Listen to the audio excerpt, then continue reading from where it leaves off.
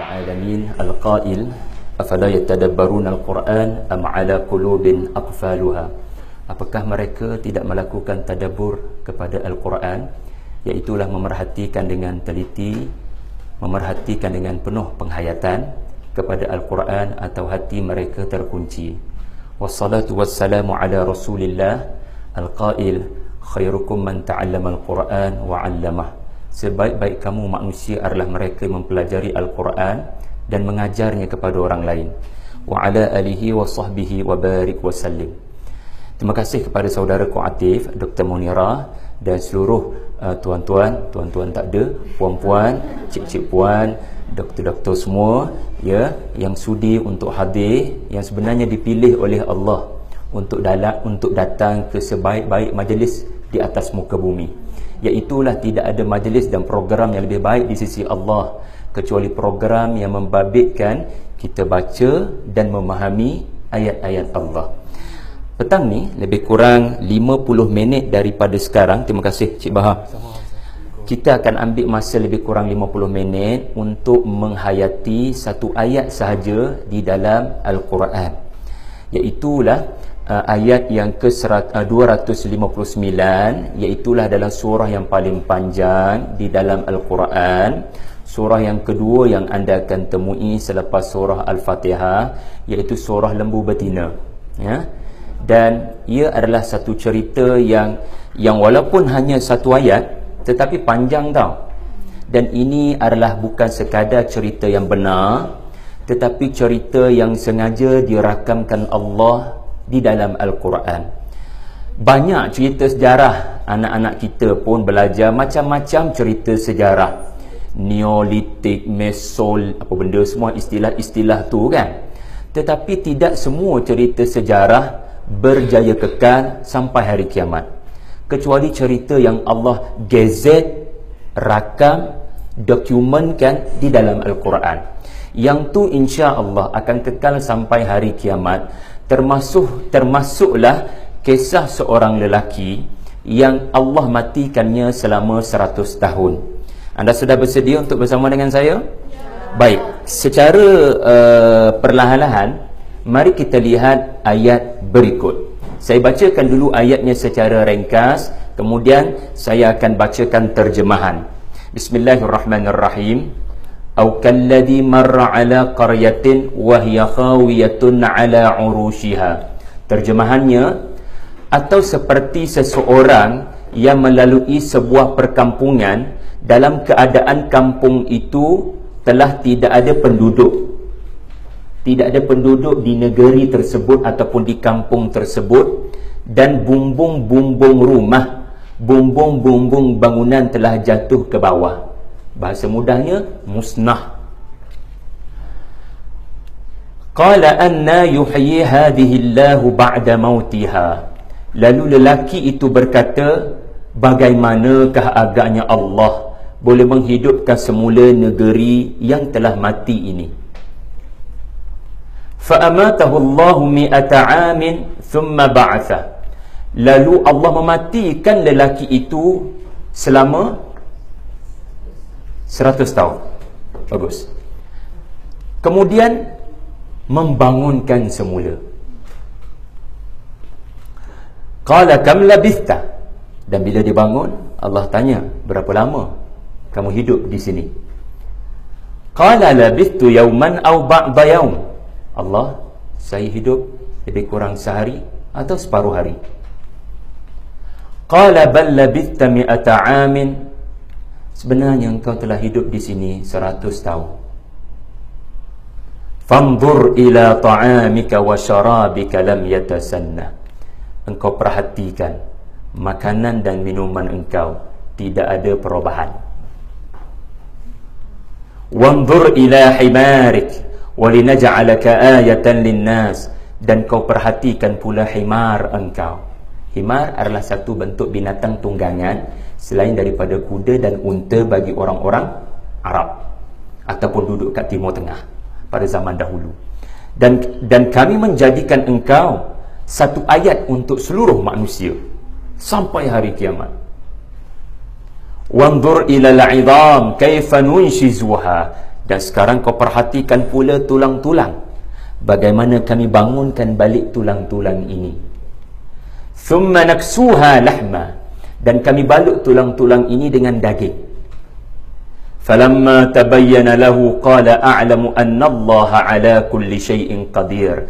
Dan apabila telah jelas bukti-bukti di hadapan matanya, lalu lelaki ini berkata, sekarang saya telah tahu Allah Maha berkuasa. Baik, ini adalah sepintas lalu ayat dan terjemahan. Mari kita bahagikan cerita ini, walaupun satu ayat tapi panjang tau. Jadi untuk kita dapatkan dia punya ibrah, dia punya pengajaran, saya bahagikan kepada tujuh babak. Babak yang pertama adalah babak lelaki ini lalu sebuah negeri, lalu dia melihat kemusnahan yang berlaku di negeri tersebut. Itu babak pertama. Babak kedua, dia dimatikan Allah. Selama berapa tahun? 100 tahun. Yang tu babak yang kedua. Babak yang ketiga adalah lelaki ni bangun, tiba-tiba Allah berfirman kepadanya, kamu tidur di sini berapa lama? Tahukah kamu telah mati berapa tahun, berapa lama? Lalu lelaki itu jawab, sehari atau separuh hari. Lalu Allah memberitahu dia, sebenarnya kamu duduk di sini, kamu hidup 100 tahun. Lelaki ni terkejut. Itu babak yang ketiga. Babak yang keempat adalah Allah tenangkan dia dengan dia tengok benda nombor satu sekali, makanan minumannya. Ada perubahan tak? Tak ada perubahan kan? Makanan tidak ada perubahan. So dia mula rasa tenang. Oh, jadi betul lah saya duduk sini sehari dua je, sebab makanan tak adalah basi pun lagi. Kalau separuh hari, kalau sehari pun. Tetapi Allah Ta'ala kata, perhatikan pula himar kamu. Gimana himarmu? Gimana? Dia datang dengan himar, and then bila dia tengok ke arah himar yang dia pernah tambat semalam bagi dia, tiba-tiba dah tak ada. Lalu yang nampak hanyalah tulang-tulang saja. Lalu Allah jadikan tulang-tulang ini bergerak. Ini babak yang ke berapa tuan-tuan? Allah jadikan babak yang ke-6. Tulang-tulang tu bergerak, kulit pula membaluti tulang. Dan yang ke-7, dia insaf dan dia beristighfar. Okey, apa pengajaran cerita ni ya? Boleh tak tuan-tuan kongsi yang tuan-tuan rasa dia punya pengajaran sebelum saya beri? Rasa-rasanya apa dia pengajarannya? Dr. Munirah, silakan. Allah berkuasa untuk mematikan seseorang yang hidup dan menghidupkan semula seseorang yang mati. Ya, tapi maksudnya macam sekarang ni, kita kan memang selalu macam mana nak hidup semula dalam satu tanah hancur. Macam mana nak mempercayai hakikat demikian? Kita duk baca surah Fatihah kan? Maliki yaumiddin. Satu hari nanti tuan-tuan akan menghadap raja yang akan balas semua perbuatan. Tetapi benarkah hari tersebut? Maknanya semua orang akan hidup balik dan tidak ada lagi mati selepas itu. Lalu macam mana saya nak tabayyana? Tabayyana ni dia membentuk perkataan bayyinah. Quran pernah disebut oleh Allah sebagai bayyinah. Dalam Quran pun ada satu surah namanya surah Al-Bayyinah, iaitu Quran itu sendiri bayyinah, dia adalah bukti. Kalau anda dengar satu berita, anda susah nak percaya kalau nak banding dengan anda nampak depan mata. Benda nampak depan mata, dia sudah tidak perlukan bukti sebab berlaku depan mata. Tapi kalau dengar khabar, susah nak percaya selagi tidak dapat ada pembuktian. Okey, cemerlang Dr. Munirah. Yang lain-lain bagaimana? Pemimpin sudah bersuara? Yang dipimpin bagaimana? Okeylah, masa tak banyak, jadi saya akan kongsi dengan anda babak pertama, apa pengajarannya. Kita ni bila berinteraksi dengan Al-Quran, pertama sekali jangan baca sahaja ya, untuk dapat pahala. Cuba sedaya upaya untuk memahami. Dan untuk memahami pula, dia perlu kepada kita hargai setiap kalimat. Cerita ni satu ayat je pun, tetapi dia ada banyak babak, dan setiap babak memberitahu pengajaran yang sangat indah. Nombor satu sekali, babak pertama, Allah Ta'ala nak mengajar kita, ada benda yang penting dalam hidup anda, ada benda yang tak penting dalam hidup anda. Anda kena beritahu anak-anak anda kena beritahu kawan-kawan anda yang tidak dapat habis perkara yang penting untuk dia, dan bukan beritahu segala apa yang anda tahu. Sebab isunya begini, ada Allah sebut nama lelaki ini. Ini masalah besar. Allah Maha mengetahui. Dia tahu siapa lelaki ini. Adakah Uzair? Adakah bukan Uzair? Ulama kata namanya Uzair. Tetapi Allah yang Maha mengetahui siapa lelaki ini, bila terjadi peristiwa ini, dan dia ada berapa orang anak, ada berapa orang cucu. Allah Maha mengetahui. Allah boleh sebut tak nama dia dalam ayat ni? Allah boleh sebut namanya. Bahkan nama Uzair pun ada dalam surah, dalam Al-Quran. Tapi kenapa dalam satu surah di dalam Al-Quran, saya tak ingat surah mana, Allah sebut nama Uzair, tiba-tiba dekat sini Allah tak sebut. Allah nak ajar kita, bila kita mengajar orang tentang sesuatu, just beritahu kepada dia apa yang perlu, bukan segala apa yang kau tahu. Orang nak tahu apa yang dia perlu, orang tak nak tahu apa yang engkau tahu. Sebab banyak benda yang kita tahu yang orang tak perlukan pun. People don't care how much you know until they know how much you care. Orang nak tahu apa yang mereka perlu. Maka Allah Ta'ala nak ajar, hei manusia, aku turunkan Quran, ada benda yang kau tak perlu tahu. Antaranya nama dia siapa, dia duduk kat mana. Kau tolong fokus sikit dalam hidup kepada perkara yang penting-penting sahaja, iaitulah apa yang berlaku kepada lelaki ini. Ini pengajaran pertama, iaitulah kenapa Allah tidak sebut namanya, dan Allah tak sebut Korea mana ni. Ampam puteri, Allah tak sebut negara mana ni, Babylon kah, Palestin kah. Walaupun ulama kata negara yang musnah ini Baitul Maqdis, tetapi Allah tak sebut. Pengajaran yang kedua, Allah nak jadikan cerita ni adalah cerita yang universal tau. Maknanya anda bila tengok cerita ni tak ada nama, entah-entah dalam cerita tu pun ada anda. Cerita tu macam nak tegur anda, kena atas batang hidung. Allah, aku pun ada perangai macam ni. Sebab tu Allah tak sebut nama. Sebab kalau Allah sebut nama, nanti anda menyangka cerita ni eksklusif, dia hanya membabitkan lelaki ni. Padanlah Allah tunjuk pada dia bagaimana dia menghidupkan sesuatu yang mati, sebab dia tu Nabi. Tetapi sekarang Allah tak sebut dia Nabi ke ataupun dia bukan Nabi. Bahkan Allah tak sebut pun namanya.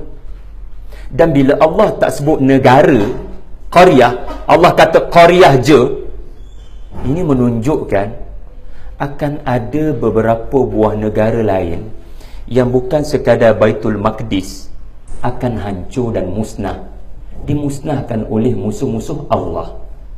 Beritahu saya, depan mata anda, negara umat Islam mana yang setiap Saban pukul 10 malam di berita dunia anda lihat kemusnahan, dibom, dijatuhkan chemical weapon, yang anda lihat adalah mayat-mayat bergelimpangan yang mereka menyebut Rabbuna Allah, Tuhan kami adalah Allah.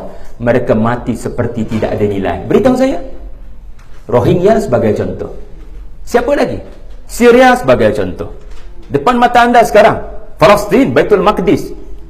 Jadi ini hikmah Allah tak sebut negeri mana, supaya dia tak jadi hanya cerita sejarah, dia jadi cerita universal. Oh, rupanya Allah Ta'ala nak mengajar kita, bukan hanya bandar Baitul Maqdis pernah musnah, sekarang pun Baitul Maqdis bukan milik orang Islam sepenuhnya. Rohingya diratah oleh musuh-musuh Allah, depan mata musnah. Ini pengajaran yang kedua. Boleh ingat tak pengajaran-pengajaran? Sebab ada exam kejap lagi, cewa. Yang ketiga, lelaki ni Allah Ta'ala kata dia terluah, dia melepaskan satu kata-kata, iaitulah apa dia? Allah. Bagaimana negeri yang musnah ini akan hidup balik? Sebab depan matanya dia melihat mayat-mayat bergelimpangan. Depan matanya dia melihat bumbung-bumbung iaitu sesuatu yang dibina untuk melindungi penduduk di dalam rumah, bumbung itu sendiri telah jatuh ke atas bumi. Ini maksud uruj. Uruj ni artinya bumbung dah jatuh ke bawah. Khawiyah artinya negara tu dah tak ada orang. Dan lelaki ni marra boleh tak belajar bahasa Arab sikit? Bila lagi nak belajar kan? Marra ni dia berjalan dari satu tempat lain. Ini menunjukkan lelaki ni bukan berasal daripada tempat ni, dia bermusafir. Ini pengajaran ketiga. Semua orang insya-Allah akan bermusafir. Mungkin ayah mak anda, mungkin datuk nenek anda, atau mungkin kalangan anda yang dipilih Allah untuk menjadi tetamu di Baitullah Al-Haram. Ada di sini? Datuk Munirah dah sampai? Alhamdulillah. Haji, alhamdulillah hajah Dr. Munirah. Mudah-mudahan tuan-tuan dipilih oleh Allah untuk menunaikan rukun Islam yang ke 10. Astaghfirullah, ke-5. Dan anda tahu rukun Islam yang ke-5 ni apa dia? Marra, jalan. Kita tak payah berjalan, kita naik flight je. Alhamdulillah. Tetapi barang siapa naik flight, dia akan nampak peta di kerusi orang. Dia nampak ada video menunjukkan perjalanan flight. Am I right? Anda nampak negara-negara mana anda lalu. Soalannya, ada tak berlaku muhasabah bila anda tengok negara-negara dalam peta tu? Ada tak anda terfikir, Allah, negara ni bukan negara orang Islam ni. Bilalah Islam nak sampai ke negara Thailand? Bilakah negara Islam nak sampai ke Myanmar? Lepas tu anda lalu negara mana lagi, Dr. Munirah, dalam perjalanan flight plan kita tu? India. Kita nampak India, kita teringat SRK. Ataupun yang baru datang baru-baru ni di Masjid India, Kajol. Follow juga ustaz ni. Bukan saya, isteri saya. Jadi kita teringat apa yang tak sepatutnya kita ingat. Allah ajar kita, lelaki ni bila dia tengok sesuatu perkara semasa dia bermusafir, dia bukan cari makanan, minuman yang paling enak, hotel apa paling bertaraf 5 bintang. Dia tunggu nak komen sahaja agensi travel mana kelemahan. Kita kena letak prinsip nombor 1 bila marah, bila bermusafir adalah, apa sebab Allah pilih aku untuk menonton semua ni? Sebab tu lelaki ni bila dia tengok benda depan matanya, dia merasakan, ya Allah, bolehkah perkampungan yang telah mati dan musnah? Dia terkejut lelaki ni tengok kemusnahan Iraq contohnya, Baghdad contohnya, kemusnahan Yaman contohnya, dalam perang yang membabitkan ISIS, dan banyak pihak bertembung, mangsanya rakyat jelata, masyarakat awam, umat Islam. Jadi ada tak kita buat muhasabah sebagaimana lelaki ini melakukan muhasabah? Lalu dia kata, ya Allah, bolehkah negara ini dihidupkan semula olehmu? Dia bukan tak percaya pada Allah, jangan salah faham, sebab dia mention Allah. Ini menunjukkan lelaki ini beriman ke tidak? Dia beriman. Tetapi biasalah orang beriman, kadang-kadang dia terlepas cakap. Dan lelaki ni bukan terlepas cakap kat Facebook tau.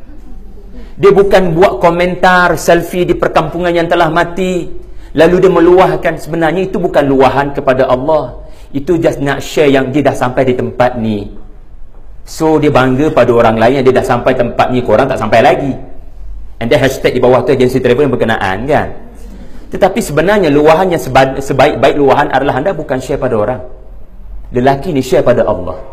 Ya Allah, bagaimanakah tempat ini boleh dihidupkan semula? Tiba-tiba langit memberikan respon kepada luahan yang jujur dan ikhlas ini. Dan lelaki ini tidak menyangka yang Allah memberikan respon. Dan itulah babak yang kedua.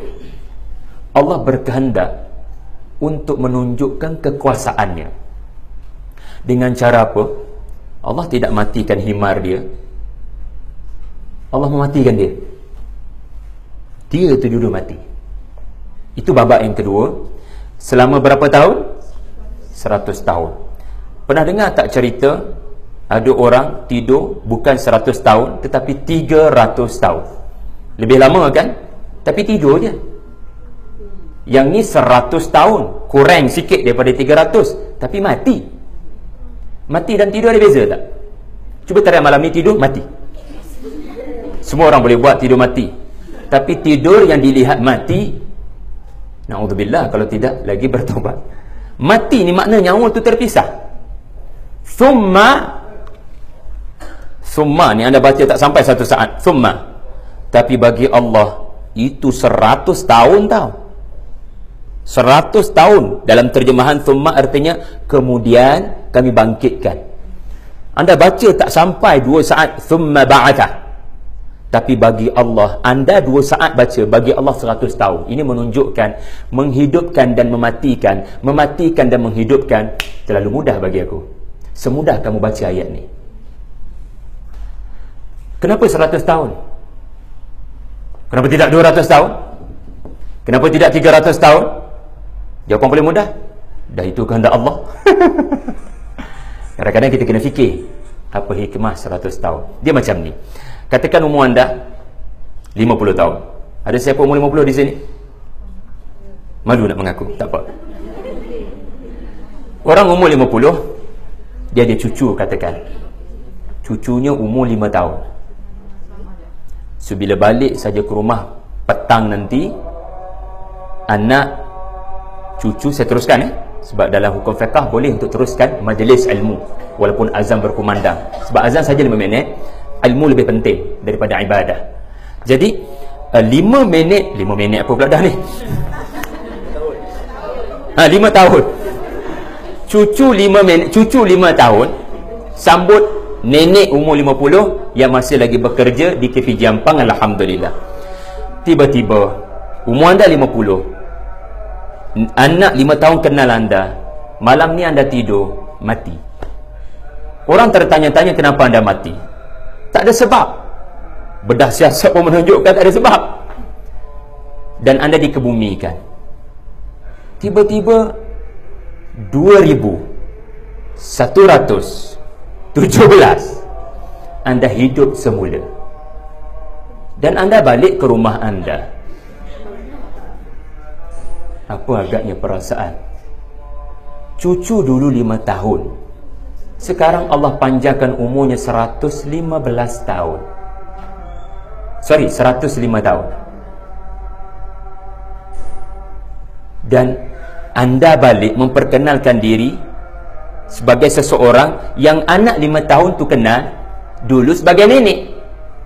Sekarang yang menyatakan nama yang hilang 100 tahun yang lepas, mati 5 tahun yang lepas, yang 5 tahun 100 tahun yang lepas dah jadi nenek, lebih tua daripada anda yang kekal umur 50 tahun. Jadi pengajarannya di sini, ini pengajaran yang ketiga daripada babak yang kedua. Allah Ta'ala nak ajar macam mana semalam cucu yang 5 tahun, esoknya yang bagi anda esok, sedangkan sebenarnya dah 100 tahun,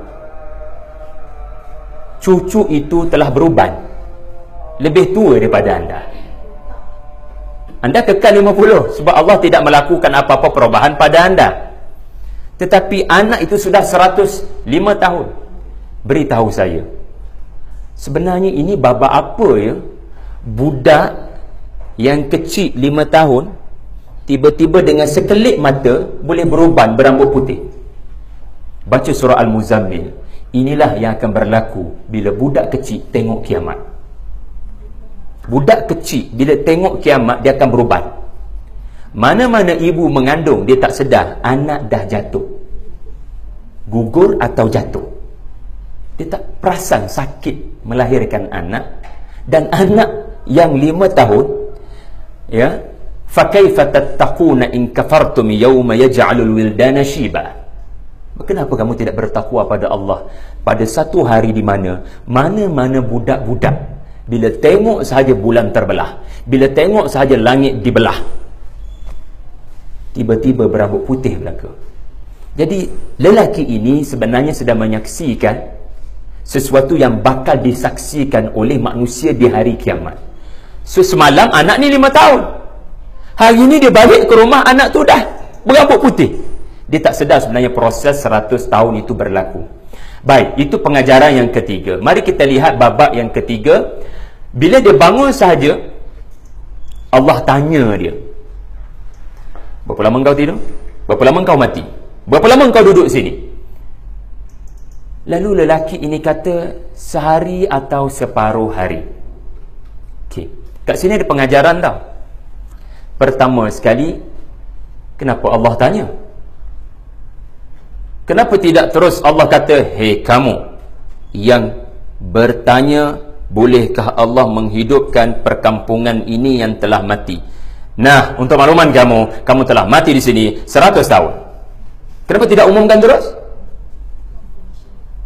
Dalam mengajar, spoon feeding tak bagus. Lepas tu saya tanya, apa pengajaran? Sebab Allah Ta'ala nak mengajar kita dengan sebaik-baik cara mengajar. Jangan suap, timbulkan persoalan. Lalu Allah tanya, sebenarnya berapa lama ya engkau duduk di sini? Lalu lelaki ini mengatakan, saya duduk di sini, saya berada di sini sehari atau separuh hari. Okey, pengajaran seterusnya, kenapa lelaki ini jawab 100? Kenapa lelaki ini jawab sehari atau separuh hari? Cuba anda bayangkan, kenapa dia tak jawab, saya hidup di sini, saya sempat berada di sini? Sebab lelaki ini, Allah Ta'ala takdirkan dia sampai ke perkampungan yang musnah ini pada waktu matahari duha. Okey? Ialah biasa waktu pagi orang memulakan perjalanan.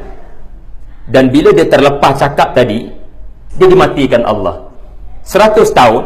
Dan dia dibangunkan ketika maghrib 100 tahun selepas itu. Bagi lelaki ini, bila dia mati pada ketika matahari baru terbit dan dia bangun ketika matahari nak terbenam, itu namanya bagi dia mungkin sehari, mungkin separuh hari, tetapi sebenarnya 100 tahun. Soalannya adalah, kenapa lelaki ini kata sehari atau separuh hari? Kenapa Allah rakam macam tu ucapan dia? Kenapa dia tak kata, saya rasa saya hidup di sini 1 hari, atau saya rasa saya hidup di sini separuh hari? Kenapa jawapannya tidak meyakinkan? Saya duduk di sini sehari atau separuh hari, kok tak berapa yakinlah wahai Allah. Manusia sangat tidak mengetahui, bukan sekadar Allah, apa berlaku pada dia pun dia tak tahu. Dia tak ada keyakinan kepada apa yang sedang berlaku pada dia, apatah lagi tentang Allah. So jangan pergi jauh sangat, tengok benda yang paling dekat dengan anda, iaitulah diri anda sendiri. Jawapan lelaki ini sehari atau separuh hari adalah jawapan yang tidak meyakinkan, menunjukkan manusia sangat jahil kepada apa yang ada pada dirinya sendiri, tetapi bercita-cita untuk mengetahui apa yang berlaku di angkasa lepas. Syed Qutb rahimahullah kata, Barat berlumba-lumba untuk menawan angkasa lepas.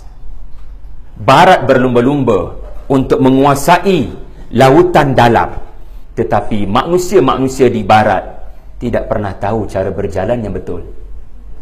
Mereka gairah untuk jadi burung di langit, tetapi mereka sendiri nak berjalan pun tidak berjalan dengan cara yang betul. Artinya apa? Sombong. Diri sendiri tak perhati nak pergi ke angkasa lepas.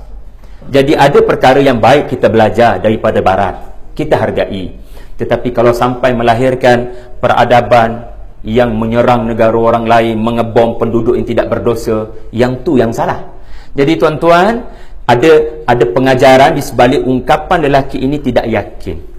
Lalu Allah baru mengajar dia. Ini cara mengajar yang baik. Timbulkan dulu soalan, berapa lama kamu duduk di sini? Baru kita clarify. Sebenarnya kamu duduk di sini, di kampung ini 100 tahun. Lalu lelaki ni terkejut.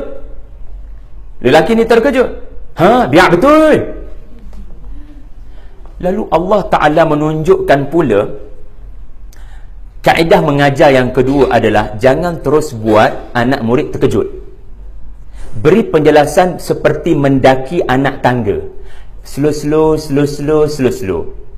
Sebab tu Allah tidak terus menyatakan, ya, kamu tengok himar sekarang, bagaimana aku bangunkan tulang-tulangnya, yang tu kejap lagi.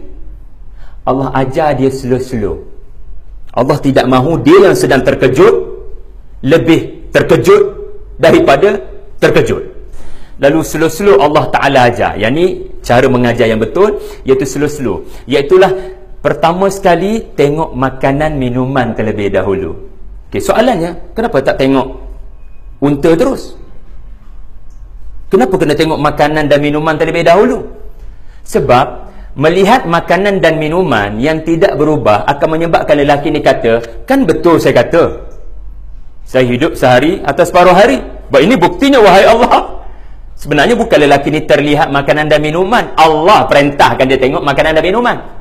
Ini menunjukkan juga Allah sangat tahu bila anda tidur sehari separuh hari, lapar ke tidak? Lapar kan? Lalu Allah faham lelaki ni lapar. So Allah Ta'ala mengatakan terkejut juga. Tu tengok makan dan minuman, makan dulu, minum dulu. Dan lelaki ini ketika dia makan dan minum, Allah mengingatkan dia, lam yatasannah. Kamu tengok makanan dan minuman kamu tidak ada perubahan. Lalu lelaki ini menyangka, kan benar apa yang saya kata, saya hidup di sini separuh hari sehari. Lelaki ini menyangka sedemikian. Tapi Allah nak ajarnya dengan cara yang dia selesa. Dia ada mengaku terlebih dahulu yang dia itu betul, and then mula perlahan-lahan Allah Ta'ala menegur dia. Lepas dia makan, minum, dia mula kenyang, maka dia dah terlupa himar dia sendiri. Maka Allah memberikan perintah supaya dia perhatikan pula himar yang dia tambat. Manusia ni, dia nak kereta dulu ke dia perlukan makan minum terlebih dahulu? Allah tunjukkan dia maha mengetahui. Prioriti rumah itu nombor 2. Prioriti yang lebih penting adalah nak makan apa, nak minum apa, nak bagi anak makan minum apa. So Allah Ta'ala beritahu lelaki ni semasa kamu makan tu, tidakkah kamu nampak bagaimana makanan dan minuman ini boleh tidak ada perubahan, kekal begitu walaupun 100 tahun? Makanan dan minuman. Sebelum tu, anda tahu tak dalam Al-Quran ada surah yang paling banyak cerita pasal makanan dan minuman? Cerita nama surah tu? Nama pun nama makanan. Maidah, Prof, betul.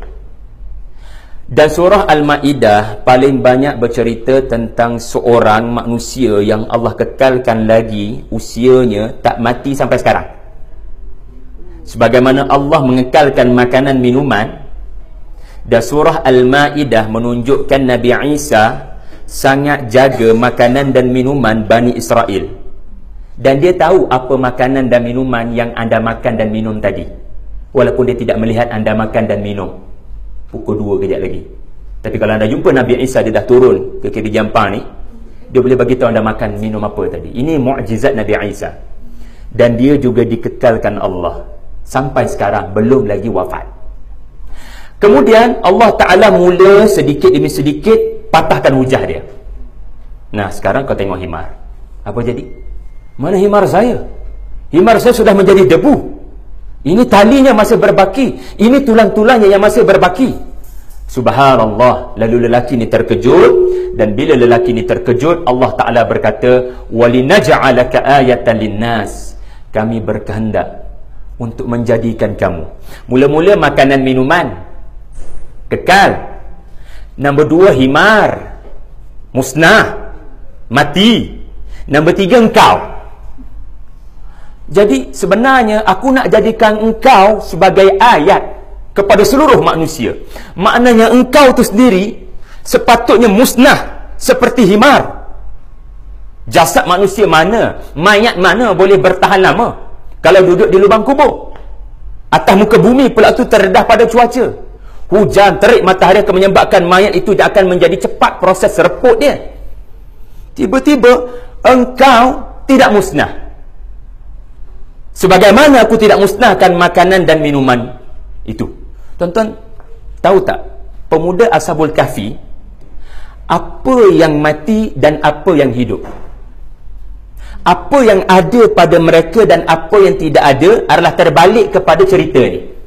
Dalam cerita ni, yang ada pada dia makanan minuman, yang tiada pada dia binatang. Dalam pemuda Al-Kahf, yang tiada adalah makanan minuman, yang tu depa lapar, terpaksa keluar daripada gua. Yang ada, yang kekal, yang dikekalkan Allah adalah anjing mereka. Anjing yang memelihara keselamatan mereka. Jadi nampak tak keindahan Quran? Allah takkan bawa cerita yang lebih kurang sama. Allah sangat tahu perasaan manusia yang tidak suka benda sama dan membosankan. Yang tu 300 tahun, yang ni 100 tahun. Yang tu tidur je, yang ni sampai tahap mati. Kemudian Allah Ta'ala kata, babak yang ke-6, yang ni dipanggil kaedah seterusnya. Allah Ta'ala mula memberitahu kepada lelaki ini, sekarang ini dia mula percaya, oh himar mati, maka benarlah saya mati dengan begitu lama 100 tahun. Lalu Allah Ta'ala mula nak menjawab soalan dia di mula-mula tadi. Dia soal apa dia? Allah, bolehkah Allah hidupkan balik perkampungan negara yang mati ini? Lalu Allah Ta'ala meminta lelaki ini dengan perintah yang ketiga, wanzur yang ketiga adalah, kau perhatikan sekarang. Al-'idham. Nampak tak perkataan al-'idham? Menariknya Allah sebut al-'izam, Prof. Al-'izam artinya perhatikan segala tulang. Maknanya bukan tulang himar saja. Perkara nombor satu yang lelaki ini perhatikan adalah dia sendiri. Kau tengok tulang kau 100 tahun logically musnah. Lalu dia perhatikan. Al-'izam yang kedua, kau perhatikan depan mata kau. Kau tak nampak manusia-manusia yang ada? Dia seolah-olah lelaki ini dimatikan Allah ketika dia berjalan, bermusafir di atas bukit tinggi, dan dia melihat sebuah kampung atau negeri yang musnah, lalu di bukit itu dia mati. Dan bila dia bangun, mungkin sudah tumbuh hutan-hutan tebal, lalu Allah perintahkan tengok tulang yang kedua. Tulang siapa? Manusia-manusia yang ada di negara tersebut. Kau tengok bagaimana dulu mati, sekarang hidup belaka. Hidup belaka. Ada manusia di tempat ini, ada pembangunan di sana di sini. Kata para ulama, Baitul Maqdis kembali maju. Wallahu alam. Dan sekarang kau perhatikan pula tulang himar depan mata kau. Lalu bila diperhatikan tulang himar ini, kaifa nunshizuha. Allah tunjukkan nunshizuha. Nashaza artinya rafa'ah. Allah jadikan tulang-tulang itu kembali bersatu. Ada pakar fisiologi ke doktor di sini? Dia nama apa? Fisiologi untuk tulang ni. Sebab saya pernah accident, so kena betulkan kaki. Astaghfirullah, malu aku. Benda membabitkan tulang ni, dia perhati macam mana debu-debu ni bergabung jadi tulang. Lepas tu tulang ni, anda bayangkan tulang tu bergerak naik atas. Nunshizuha artinya menegakkan daripada bawah naik ke atas. Pernah anda lihat? Nabi Isa boleh buat macam ni tak? Dia pernah buat pun dengan izin Allah. Mayat yang sudah reput tiba-tiba bangun daripada kubur. So bila tulang-tulang ni naik ke atas, membentuk struktur binatang. Dan Rasulullah juga baca ayat ini dalam ilmu qiraat, nunshiruha. Sebab dulu Quran dia tak ada titik. Kita je ada titik sekarang. So bila tak ada titik, Allah menunjukkan macam mana dia menundukkan huruf-huruf Arab ni. Rasulullah pernah baca nunshizuha, sebab Jibril baca macam tu walaupun tak ada titik. Tetapi di kemudian hari Nabi diajar juga oleh Jibril. Jibril dapat daripada Allah, baca dengan nunshiruha. Nunshiruha artinya memberikan kehidupan. Maknanya tulang tu hidup. Ada pernah tengok filem apa? The Mummy. Itu percubaan Hollywood untuk menggambarkan yang mereka boleh buat macam tu kononnya. Itu sihir saja. Itu nak menunjukkan pada anda yang mereka ada superhero yang boleh menghidupkan mayat-mayat yang mati. Dajjal belaka tu. Dajjal boleh buat macam tu. Dajjal boleh buat macam tu dengan izin Allah. Dengan izin Allah. Batu yang hanya layak boleh bunuh Dajjal adalah yang juga ada mukjizat tersebut. Itu Isa bin Maryam. Lalu bila tulang-tulang tu hidup, Allah minta lelaki ni perhati dia elok. Dia sedang terkejut. Kemudian Allah Ta'ala membalut tulang-tulang ini dengan daging. Bukankah itu juga berlaku kepada mana-mana bayi di alam rahim? Allah balut dengan daging. Dan bila Allah Ta'ala balut dengan daging, Allah tiupkan roh. Hidup tak himar tersebut? Hidup. Bila hidup, lelaki ini berkata, tabayyana. Inilah bayyinah. Inilah cara bukti Allah kepada lelaki ini. Lalu lelaki ini menyatakan, sekarang saya sudah dapat ilmu daripada Allah bahawasanya Allah salah satu namanya adalah Al-Qadir. Hanya kerana satu nama berlaku sebuah eksperimen 100 tahun lamanya.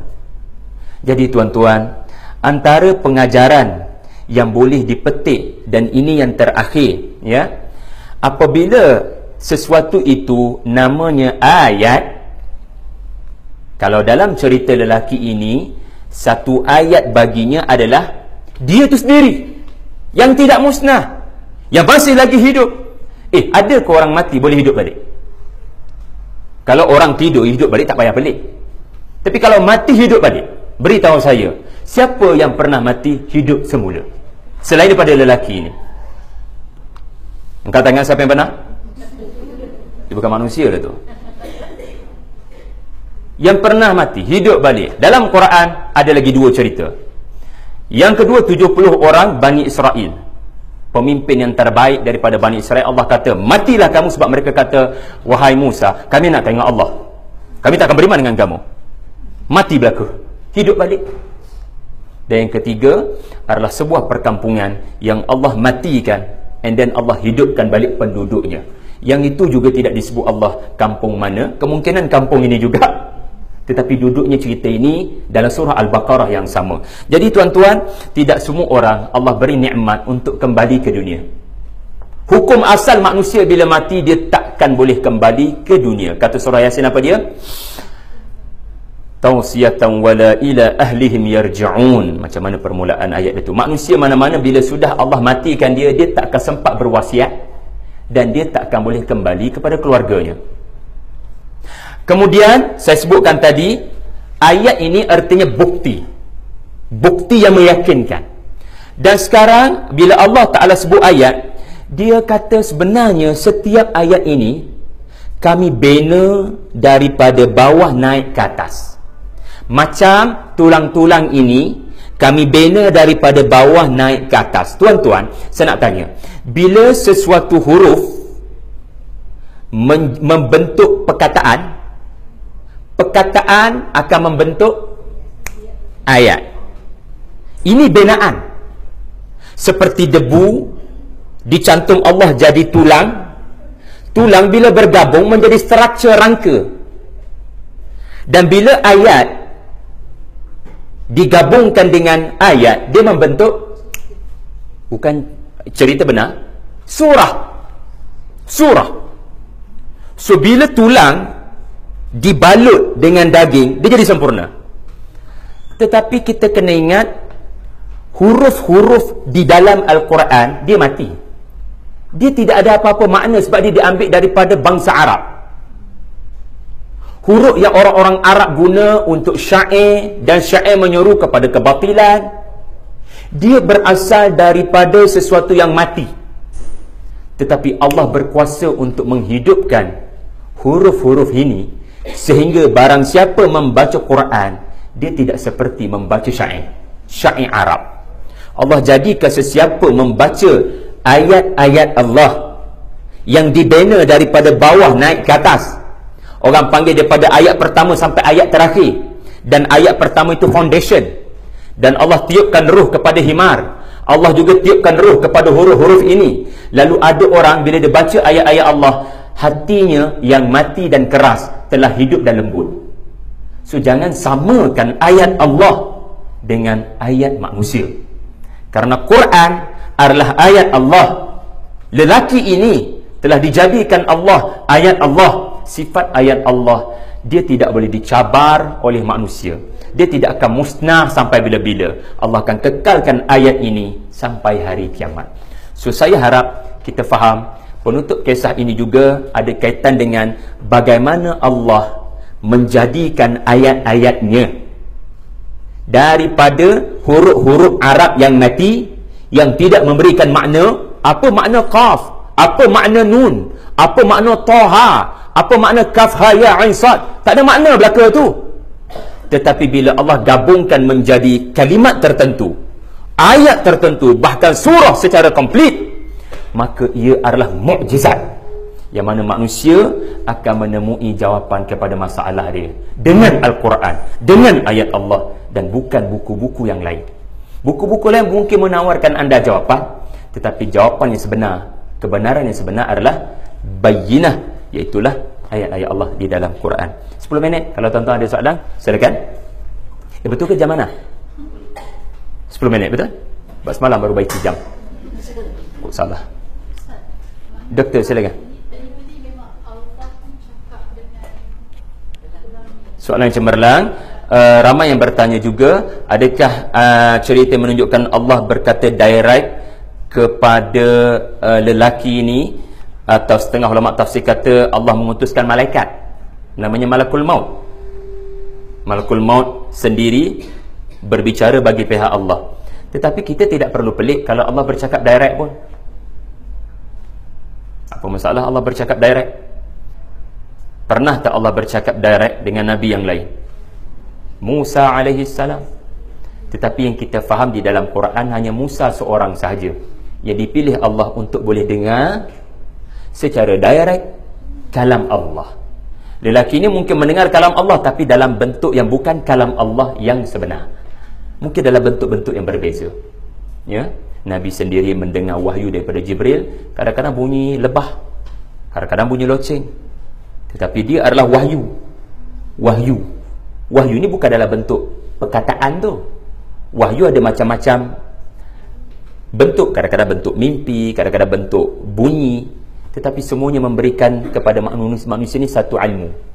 So, lelaki ni faham, dia sedang ditanya, lalu dia jawab. Okey, lagi? Silakan kalau ada soalan. Banyak soalan sebenarnya boleh dibuat daripada cerita ni.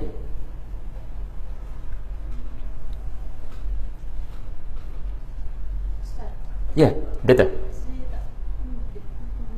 Tak faham kenapa dalam Al-Quran bila berulang-ulang cerita yang tadi tak Ustaz Iman cakap 100 tahun. Sebab adakah maknanya kita Quran is 1400 years back, and it's supposed to be until kiamat. Does it mean that memang we may be seeing this? Kalau tak kita pun akan datang. Adakah kita juga akan berpotensi untuk melihat ini semua? Okey. Sebab kita pun belum tentu akan hidup pada zaman Nabi Isa. Sebab Nabi Isa mungkin akan menghidupkan mayat yang mati bagi membuktikan kebenarannya. Jadi soalannya, bagaimana umat-umat yang telah mati? Macam kita mungkin akan mati, Nabi Isa tak muncul lagi. Adakah kita boleh melihat apa yang berlaku kepada lelaki ini? Okey. No, that's not what I mean. Oh. What I mean is that ayat ialah yang hidup semula ni kan 300 tahun dia tidur, tapi bangun balik sekali 300 tahun macam mana nak tidur bangun balik kan? Betul kan? Yang ni Ustaz kata mati, and then there's also kaum yang satu kampung sebenarnya. Yep. So what I'm trying to say that di dalam Al-Quran it is already mentioned 1400 tahun dulu. Betul. And this probably have happened many years before that. So adakah that is maybe not our time, but in the future such thing will happen again? Sejarah akan berulang. Saya percaya pasti akan berulang. Sebab dalam hadis yang sahih, Dajjal menghidupkan seorang lelaki yang mati, yang dia matikan, dan lelaki yang dimatikan itu mengatakan, sekarang saya lebih percaya bahawasanya Allah lebih berkuasa dan bukan hang. Dia tak katalah hang. Sebab lelaki itu bunuh dia, Dajjal bunuh dia dengan tongkat dia, katanya tongkat, saya tak ingat istilah hadis macam mana. Dan sebenarnya semua itu dengan asbab daripada Allah. Allah musabab. Lelaki akan mengaku dia Tuhan. Waktu saya sangat percaya perang Badar yang kedua akan berlaku. Orang yang baca surah Ali Imran, orang yang baca surah Al-Anfal, macam mana Allah tidak menyebut nama Abu Jahal, Allah tak sebut nama para sahabat, Allah tak mention pun angka 313, menjadikan cerita ini akan berulang. Tapi anda kena belik hadis untuk anda faham keberulangan ini akan berlaku dalam bentuk yang bagaimana. Waktu Quran Dari satu sudut, saya percaya akan berlaku kisah ini di hadapan mata anda. Sebab itu setiap kali anda berinteraksi dengan mana-mana ayat, jangan sampai tidak melihat filem itu sampai ke hujung. Bayangkan anda tengok Dil Wali ke contohnya, anda skip 10 minit terakhir. The Hobbit contohnya, yang mana 10 minit terakhir itu akan mention 20 tahun kemudian apa berlaku kepada Harry Potter. Kita skip benda tu. Ataupun kau yang satu yang terbaru. Anda skip. Anda kena ingat tips penting melihat filem. Astagfirullah. 10 minit pertama sangat penting, karena 10 minit terakhir akan menyebut kenapa 10 minit yang pertama. Tengok Dunkirk. Tak tahu? Oh, tak apalah. Alhamdulillah, semua staf kerja Ampang boycott filem-filem Hollywood. Alhamdulillah. Ini nikmat daripada Allah. Ini semua di syurga insya-Allah. Saya je tengok pun. Jadi untuk makluman anda, genius punya producer, genius punya director, script writer, dia akan buat 10 minit pertama ada kaitan dengan 10 minit terakhir. Surah Yusuf, mereka tidak sedar semua ni Allah yang bagi ilham pada dia orang. Permulaan surah ditafsirkan oleh penghujung surah. 11 bintang, 11 adik-beradik sujud pada dia. Matahari, bulan sujud, ibu dan ayah, mak saudara dia dengan ayahnya Nabi Yaqub pun sujud. Jadi bila kita tengok ayat ni, tolong jangan tengok sampai separuh. Jangan petik-petik, sebab ayat-ayat dia bukan mukjizat. Dia kena bergabung antara ayat membentuk ayat yang sebenar. Sebab anda rasa ada berapa banyak ayat kat sini, iaitu dalam definisi bahasa Melayu, iaitu subjek dan predikat lengkap. Tetapi sebenarnya lebih daripada 7 ayat dalam ayat Allah. So bagi Allah, dia satu ayat. Tapi bagi anda ada banyak ayat yang sudah boleh difahami. Orang panggil jumlah mufidah. So kena baca sampai habis, di mana Allah Ta'ala beritahu kesimpulan. Ramai orang skip kesimpulan ini. Allah nak ajar satu nama dia, iaitu Qadir. Qadir. Allah tidak perlu buat benda yang sama pada anda. Mungkin anda tidak berkesempatan untuk menonton perkara yang sama. Tetapi tuan-tuan, Allah Ta'ala mengajar dia, yang umat Islam yang sudah kehilangan Rasulullah. Anda tahu tak, cerita ni dia berangkai dengan satu lagi cerita yang akan muncul selepas daripada ayat ni. Anda belik sendiri cerita Nabi Ibrahim tengok burung. So kalau kita tengok cerita ni sekadar cerita dan anda tak tengok cerita selepasnya, dia jadi tak lengkap. Sebab cerita selepas tu yang saya tidak huraikan di sini, ayat 260, anda balik belik sendiri. Nabi Ibrahim dididik Allah, kau nak tengok benda pelik, kau tengok burung terbang. Cerita tu panjang, saya perlukan 1 jam lagi untuk huraikan. Tetapi cukuplah saya kata, Nabi Ibrahim tidak dilihatkan oleh Allah. Allah tak bagi dia nampak macam mana Allah proses burung tu yang sudah dia cincang lumat. Lepas tu Nabi Ibrahim diarahkan Allah letak atas puncak gunung supaya dia tak nampak. Ada orang Allah pilih nampak tulang-tulang tu dicantumkan, lelaki ni. Tetapi Nabi Ibrahim, Nabi yang lebih mulia, yang disebut namanya Ibrahim, sedangkan lelaki ni tidak pun disebutkan namanya Ibrahim. Dia tak dapat tengok macam mana tulang-tulang tu dibalut, kulit-kulit tu balut. Tetapi dari jauh dia nampak burung tu terbang balik pada dia. Dan Nabi Ibrahim kata, burung ni kan burung yang aku jinakkan baru-baru ni, yang kau perintahkan aku untuk sembelih. Subhanallah, ini burung-burung yang sama, bukan burung-burung yang lain. Allah Ta'ala nak ajar umat Nabi Ibrahim, tidak perlukan benda-benda pelik. Just tengok burung terbang, itu ayat Allah. Kamu tengok burung terbang, kamu boleh faham apa erti hidup selepas mati. Macam mana tu Ustaz? Tengok burung boleh menyebabkan saya tahu hidup ada selepas mati. Tengok elok-elok lah. Kalau duk main Angry Bird, saya tak dapat ibrah, walaupun namanya burung. Jadi tuan-tuan kena perhati elok-elok. Setinggi-tinggi burung terbang, akhirnya jatuh ke tanah jua. Itu satu pengajaran. Kau terbang jauh mana sekalipun, kau akan pulang ke tanah jua. And then, apa berlaku kepada burung bila terbang? Tuan-tuan, terlalu banyak hanya dengan melihat burung saja. Tak perlu benda-benda pelik.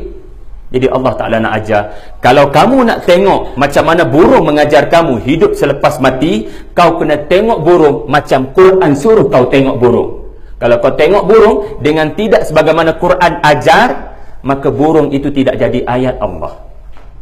Jadi ayat Allah, ada tak cerita burung dalam Quran? Banyak cerita burung dalam Quran. Burung Hud-Hud, cerita burung yang mengajar Qabil macam mana nak tanam mayat adiknya Habil. daging burung di dalam syurga. Sekarang kau tengok ayat Allah itu di depan mata kau. Itu baru ayat Allah, iaitu kau tengok dengan macam mana ayat Allah beritahu. Wallahu a'lam. Kita jumpa lagi insya-Allah.